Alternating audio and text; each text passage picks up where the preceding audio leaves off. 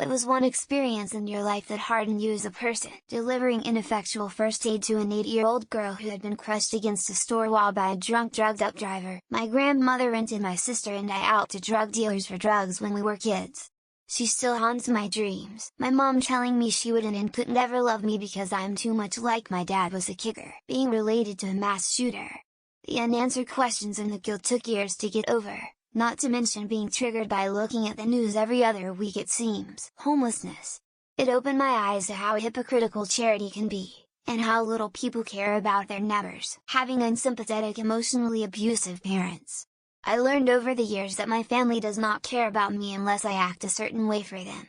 If I ever say how I truly feel, they'll disown me and probably try to physically abuse me as well. Being raised as a Jehovah's Witness, the only one in a high school in a town of 5,000, to be honest, I wasn't very good at being a JW, but was taunted and ridiculed.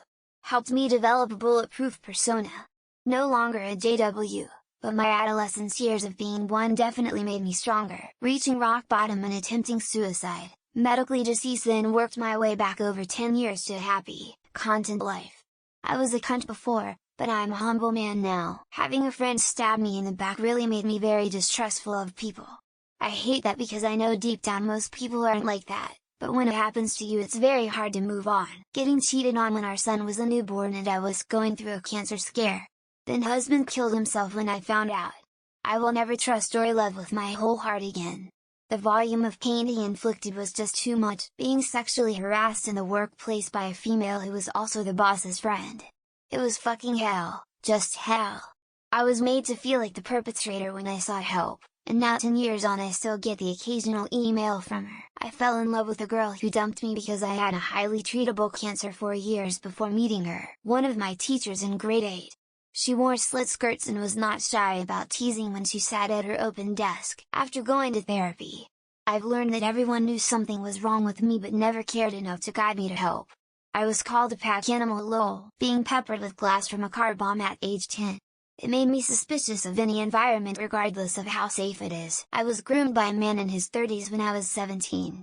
Not quite pedo, and 17 was the age of consent where I lived, but looking back the relationship was abusive and manipulative.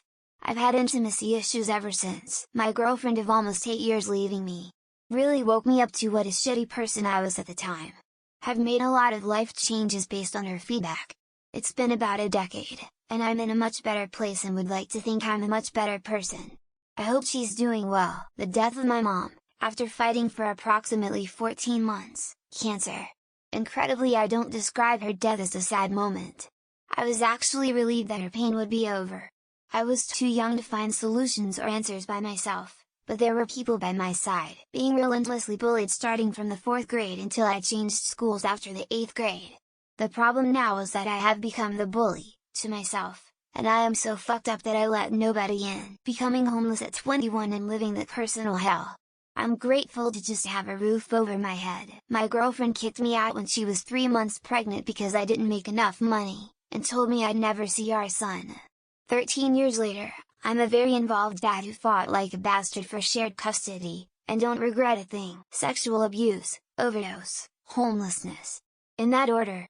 Things are a world away from where I was 10 years ago, and I put a lot of that on the fact that there isn't much of a reason as to how I survived, but I'm still fucking here. Now, to make sure that nothing like that ever happens to my wife or her boy and hopefully another little one next year. Being in a trauma bond with my ex-narcissist. I've come away learning so much from it, and I now have healthy boundaries in my daily life. I learned to say no.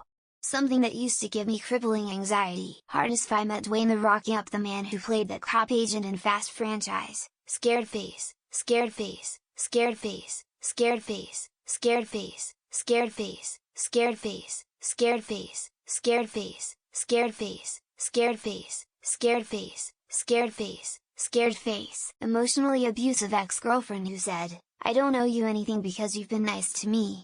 Learn that the right people will repay your kindness with kindness and the wrong people will take advantage of you. Getting divorced in Washington state. Men have zero value here in the eyes of the court system. We are only here to pay for shit. Betrayal from your closest confidant spouse is betrayal. One day you're doing almost everything together, then bam, you're by yourself, betrayed and lost. Kind of hard to get back up, but luckily I did, becoming a very good litigator. I've been out of it for 9 years now and am still 10x more cynical than the average person. No throwaway. Got molested for 2 years by a football coach. 38 complaints against him. 7 of us went to court. The odds are heavily in his favor. I realized at that time that there is no justice. He got away with it.